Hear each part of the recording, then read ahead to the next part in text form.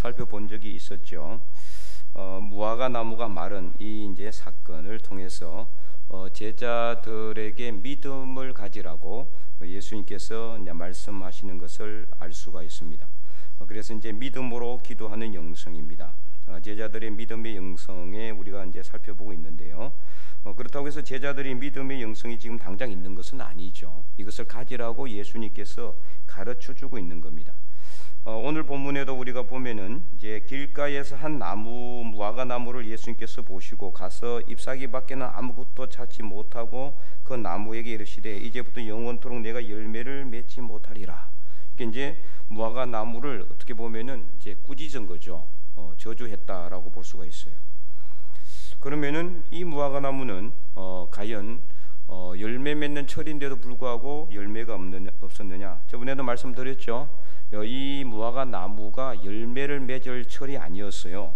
이것은 우리가 이제 다른 본문에 보면은 정확하게 나와 있습니다. 그래서 이 무화과 나무는 잘못한 건 아무것도 없어요. 지금은 열매를 맺을 철이 아닌 거예요. 열매를 맺을 철이 아니었기 때문에 열매가 없었습니다. 잎사귀밖에 없었지만 그 잎사귀밖에 없었던 것은 뭐 이 무화과 나무가 잘못한 건 아니죠. 그래서 이제 무화과 나무를 갖다가 이렇게 예수님께서 꾸짖으시고 다시는 내가 열매를 맺지 못할 것이다. 이렇게 이제 하니까 무화과 나무가 바로 말라버렸다. 이렇게 돼 있는데 이제 다른 복음서에는 보면은 그 다음 날 무화과 나무가 말랐다. 그렇게 돼 있었고 또 이제 무화과 나무가 열매를 맺을 철이 아니었다라고 이제 말씀하는 것을 볼 수가 있습니다. 그래서 이제 동일 본문인 마가복음 11장을 보면은 예수님께서 이렇게 말씀하고 있어요. 이렇게 조금만 더 넘기면은요 마가복음 11장이 나옵니다. 마가복음 11장 신약성경 74면에 보면은 마가복음 11장 그래서 이제 우리가 동일 본문을 이렇게 비교해서 보라 그렇게 말씀을 드렸죠. 마가복음 11장 23절 24절을 읽기 전에 20절과 21절 자 20절 21절 보면 그들이 아침에 지나갈 때 그러니까 그 전날에 예수님께서 어떻게 했어요? 이 말씀을 하신 거예요. 이 14절을 보면 그렇게 나와 있죠. 자 13절 한번 보겠습니다. 13절 12절부터 한번 볼까요? 마가복음 11장 12절을 보면은 여러분들 눈으로 읽으시고요. 이튿날 그들이 베다니에서 나왔을 때에 예수께서 시장하신지라 멀리서 잎사귀 있는 한 무화과 나무를 보시고 혹 그 나무에 무엇이 있을까 하여 가셨더니 가서 보신즉 잎사귀 외에 아무것도 없더라. 이는 무화과 나무의 때가 뭐다? 아님이라. 열매를 맺는 때가 아니었어요. 무화과 나무 잘못한 게 하나도 없는 거죠. 그래서 14절에 그럼에도 불구하고 예수께서 나무에게 말씀하여 이르시되 이제부터 영원토록 사람이 내게서 열매를 따먹지 못하리라. 똑같은 말이죠, 그죠? 오늘 마태복음하고 예수님께서 하신 말씀은 똑같이 동일하게 똑같이 기록되어 있어요. 그러니까 예수님이 이렇게 말씀하신 것을 제자들이 듣고 그 다음 날 언제 20절을 보세요. 마가복음 11장 20절 그들이 아침에 지나갈 때 그래서 이제 마태복음과 마가복음은 약간의 시점의 차이는 있어요. 그래서 저번에도 몇 번 말씀을 드렸죠. 마태는 주로 뭐만 기록했다? 결과만, 결과. 이제 무화과 나무가 말른 이 결과를 이제 주로 기록을 했는데, 근데 이제 오늘 본문에는 사실 이제 결과라기보다는 바로 마른 것으로 그렇게 이제 또 나와 있어요. 마가복음 11장에는 이튿날 아침에 이 무화과 나무가 말랐다라고 돼 있었고. 오늘 이제 우리가 읽었던 마태복음 21장에는 무화과 나무가 곧 마른지라 조금은 차이가 있다. 이거는 뭐 똑같은 이 토시 하나 안 틀리고 이게 상황이 똑같이 기록될 수는 없어요. 저자가 다르니까 마태와 마가는 성경도 다르고 또 예수님을 바라보는 시점도 다르잖아요. 그래서 예수님께서 하신 말씀을 똑같이 그렇게 기록을 해놨지만은 마태는 바로 마른 것으로 그러나 마가는 그 다음 날 이제 무화과 나무가 마른 것으로. 그런데 이거는 이제 우리가 자세히 보면은 그렇죠. 곧 말랐지만은 그 다음 날에 예수님께서 제자들과 하신 말씀일 수도 있고요, 그죠? 예. 근데 이제 마태는 곧 마르고 나서 예수님께서 하신 말씀으로 그렇게 기록해 놨을 수도 있어요. 이제 결론은 뭡니까? 무화과 나무가 이게 잎사귀밖에 없었는데 열매를 맺는 철이 아니었고, 예수님께서 그 무화과나무를 사람이 절대로 내 앞으로는 너에게 열매를 따먹지 못할, 그렇다고 해서 뭐 모든 무화과나무가 열매 맺지 못한다는 거 아니에요. 그 나무 하나만 그래요. 그 나무 하나만. 그래서 자, 오늘 본문으로 다시 이제 돌아와서 제자들이 보고 이상히 여겨 이르되 무화과나무가 어찌하여 곧 말랐나이까 이렇게 묻는 거죠. 그러니까 예수님께서 하신 말씀이 뭐예요? 21절 말씀 우리가 읽었지만은 한 번 더 큰 목소리 읽어볼까요?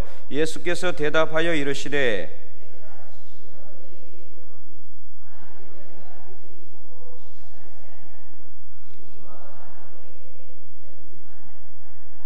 이 산들어 들려 바다에 던져지라 하여도 될 것이요. 22절 너희가 기도할 때에 무엇이든지 믿고 구하는 것은 다 받으리라 하시니라. 아멘.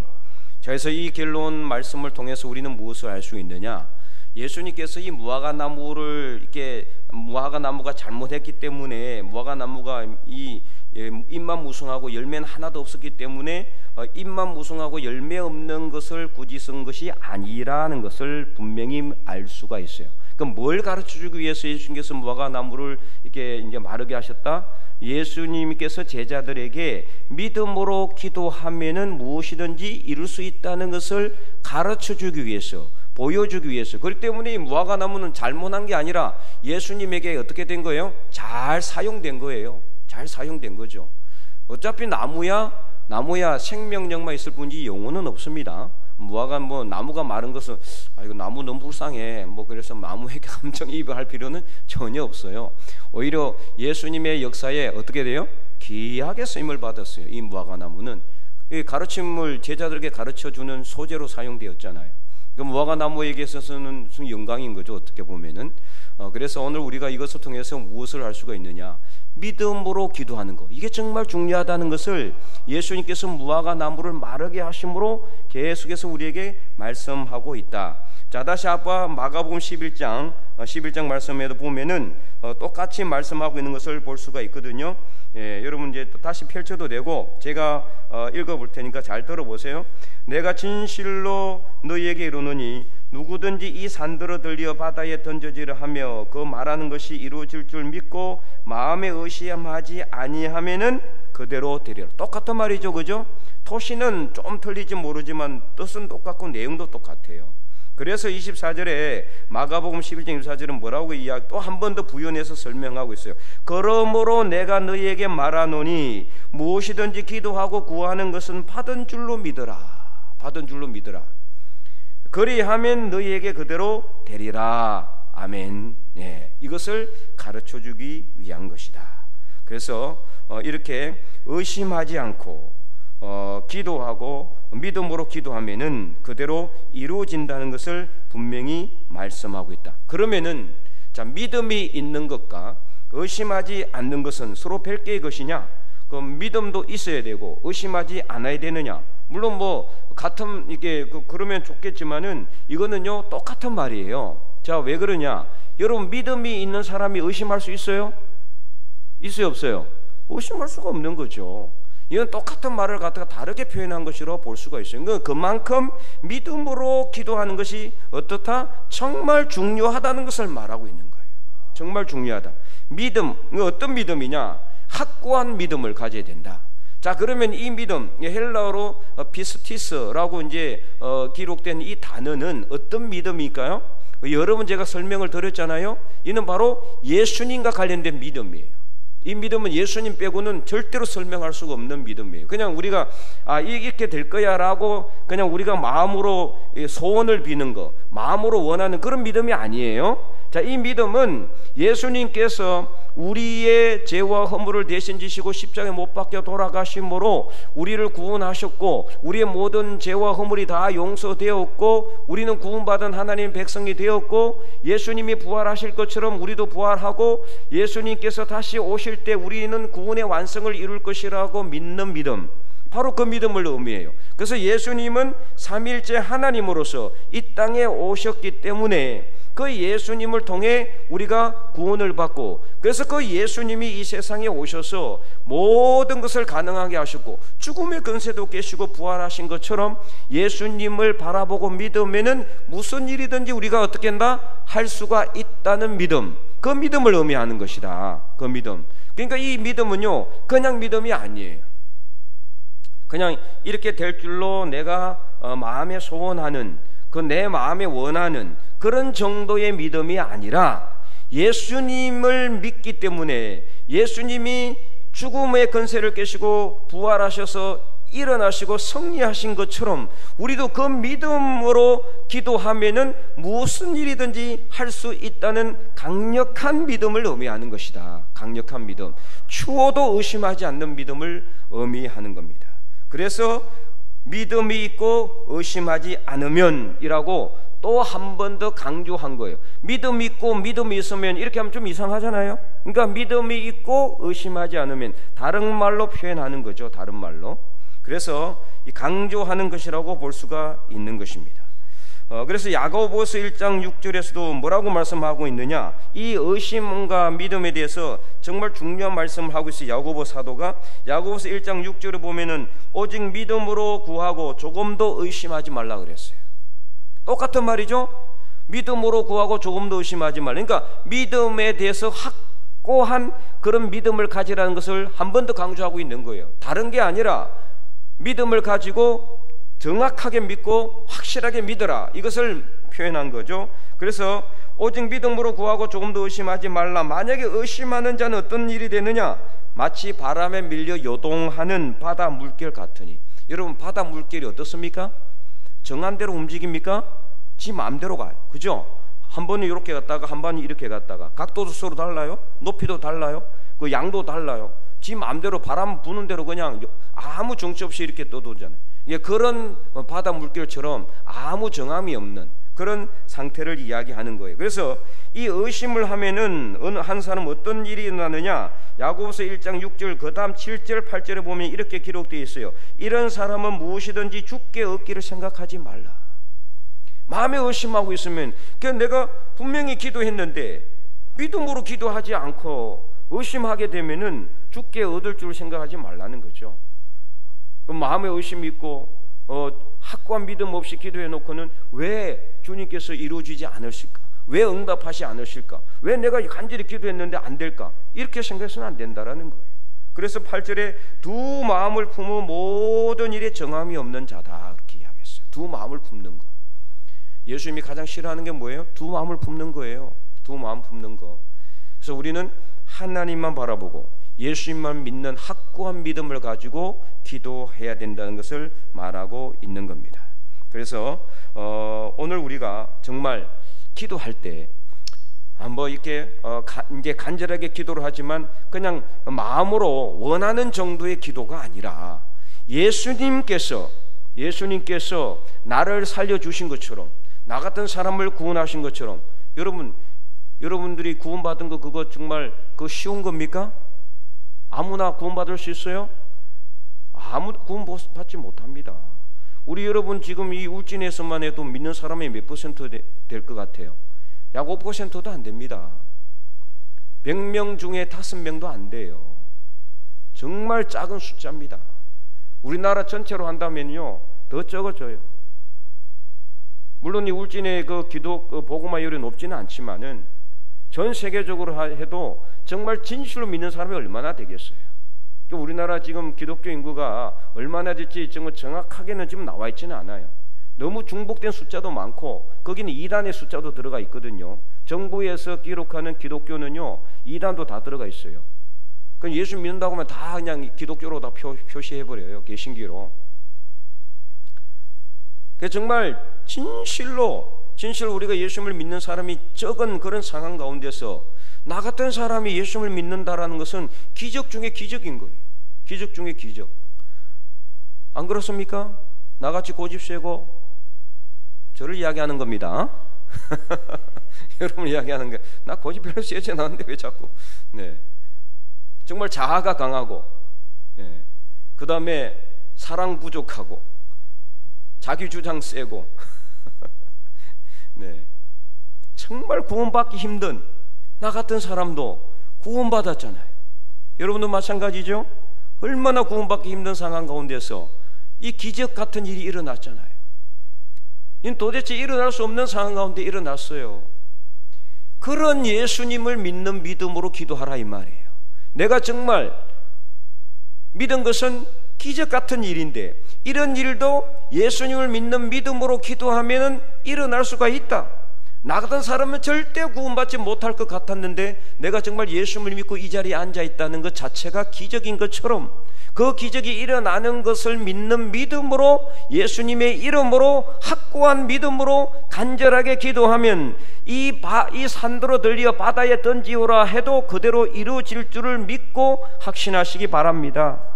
그보다 더한 것도 할 수가 있어요. 중요한 것은 뭐냐? 우리가 얼마나 확고한 믿음을 가지고 기도하느냐에 달려 있어요. 근데 그 믿음의 크기가 얼마만큼이라고 했어요? 예수님께서 너희에게 겨자씨 한 알만큼, 지난주에 말씀드렸죠? 겨자씨 한 알 어느 정도 크기입니까? 눈에 보이지도 않아요. 눈에 보이지도 않을 정도. 눈에 보이기는 합니다. 예, 눈에 보이긴 하지만 약 직경 0.1mm 정도밖에 되지 않는 정말 작은 그 겨자씨 한 알 정도의 믿음만 있어도 예수님께서는 이런 일이 일어날 수 있다고 말씀하셨어요. 그러니까 우리는 하지 못할 것이 있다 없다? 없어요. 다 믿음으로 기도하면 이루어질 줄 믿으시기 바랍니다. 다만 중요한 것은 한 사람만 기도해서는 안 되는 거예요. 우리가 다 같이 기도하셔야 돼요. 그리고 한 번 기도해서는 안 되는 거예요. 계속해서 끊임없이 기도해야 돼요. 그래서 정말 우리가 다 함께 간절하게 하나님 아버지 앞에 계속적으로 포기하지 않고 중단하지 않고 기도하면은 그 기도의 향연이 하나님께 올려지고 그 기도의 아기가 차는 순간 하나님께서는 아무도 청량할 수 없는, 우리가 전혀 예측할 수 없는 놀라운 일을 이루어 주실 줄 분명히 믿으시기 바랍니다. 그래서 기적은 일어납니다. 저 사람은 절대로 변화될 수 없을 것 같고 예수님을 안 믿을 것 같은 사람이 교회 나오는 경우가 얼마나 많아요. 우리 주변에도 지금 많이 있잖아요. 평생도록 나를 핍박하고 교회 못 나가게 하던 사람이 교회 나와서 예수님 믿는 사람도 있잖아요. 정말 저 사람은 죽으면 죽었었지 예수님을 안 믿을 것 같은 사람도 예수님 믿고 교회 나와서 변화된 사람이 있어요. 기적은 우리 주변에서 일어나는 겁니다. 나로부터 시작된 겁니다. 그렇잖아요? 저기서 무슨 어떤 천재지변이 일어나야 기적이 아니라 바로 오늘 저와 여러분이 예수님을 믿는 것부터서 기적은 일어났기 때문에 얼마든지 이보다 더 큰 기적도 일어날 수 있다는 믿음을 가지고 간절하게 기도하시기 바랍니다. 그래야 하면은 하나님께서 정말 놀라운 역사를 이루어 주실 것이다. 그래서 이 믿음은 그냥 무화과 나무가 마를 것이라는 그런 믿음이 아니라, 그런 정도의 믿음이 아니라 예수님께서 부활이요 생명이요 소망이시기 때문에, 하나님과 동등하신 분이시기 때문에, 우리의 구원주이시기 때문에, 그래서 부활이요 생명이요 삼일체 하나님으로서 우리의 구원주가 되시는 예수님을 믿는 믿음으로 기도하면 무엇이든지 이루어질 것이라는 강력한 믿음, 그 믿음을 여러분 분명히 소유하시기 바랍니다. 우리가 기도하다 보면은요 자꾸 기도의 매너리즘에 빠져요. 그러니까 똑같은 기도의 제목 그냥 아무 생각 없이 기도하는 경우 너무 많다는 거예요. 지난주도 똑같은 기도 제목 가지고 했는데 그냥 이 대강 기도하고 그러면 안 되는 거예요. 오늘 처음 듣는 기도 제목처럼 간절하게 기도하시기 바랍니다. 그래서 우리가 나라와 민족을 위해서 기도하고 우리 권사님 기도한 것처럼 이제 6월 3일이면은 대통령 새로 뽑는데 정말 이 우리나라 역사상 이런 유례가 없는 이런 정말 극심한 정치적 혼란한 상황 가운데서도 우리가 간절하게 기도하면은 하나님의 뜻은 분명히 이루어질 줄 믿습니다. 그러나 우리는 낙심하지 말아야 됩니다. 앞으로 어떤 일이 이루어질지는 아무도 몰라요. 여러분, 하나님께서 이 바로가 예뻐서 느부갓네살이 잘해서 그 애굽을 사용하고 바벨론을 이용한 게 아닙니다. 하나님 그들이 죄악을 한다면은 바로 그냥 이 역사상에 처음부터 바로 사라져야 될 나라 아닙니까? 애굽도 그렇고 우상의 나라 아닙니까? 온갖 우상들을 다 섬기는 나라. 근데 왜 살려놓고 왜 오랫동안 이렇게 나라를 지속하게 해놨어요? 이스라엘 백성들을 심판하시기 위해서입니다. 하나님을 믿는 백성들을 더 채찍으로 때려서 하나님을 더 잘 믿는 백성으로 만들기 위한 하나님의 도구로 사용됐단 말이에요. 이 시대에도 너무 많은 죄와악이 성행하고 있습니다. 정말 정의가 아닌 것 같은, 공의가 아닌 것들이 일어나서 하나님의 정의와 공의인 것처럼 그렇게 세워져 있는 것들이 얼마나 많아. 우리가 생각할 때 왜 하나님 저걸 그대로 놔두실까? 왜 하나님께 저 악을 그대로 그냥 심판하지 않으실까? 하나님에겐 뜻이 있어요. 오늘 하나님을 믿는다고 하는 우리 하나님의 백성들이 하나님 앞에 바로 서지 못하기 때문에 그들을 사용해서라도 우리로 하여금 우리가 바로 서지 않으면은 이 나라가 안 되겠구나, 우리가 정말 문제가 있겠구나, 이것을 깨달으라고, 이것을 우리가 알라고 하나님께서는 그들을 그대로 놔두는 겁니다. 왜 하나님께서 이단을 갖다가 한 번만에 썰어버리지 않고 그대로 사용하고 놨을까요? 성경에 분명히 나와 있죠. 신명기에 보면 정확하게 그 말씀이 나와 있어요. 하나님을 믿는 우리가, 예수님을 믿는 우리가 제대로 신앙생활을 하지 않기 때문에 그들의 그 흥행함과 성행함을 보면서 우리가 제대로 믿음 생활을 하지 않으면 안 되겠다라는 것을 깨닫도록 하기 위한 하나님의 특별한 조치요, 하나님의 방법입니다.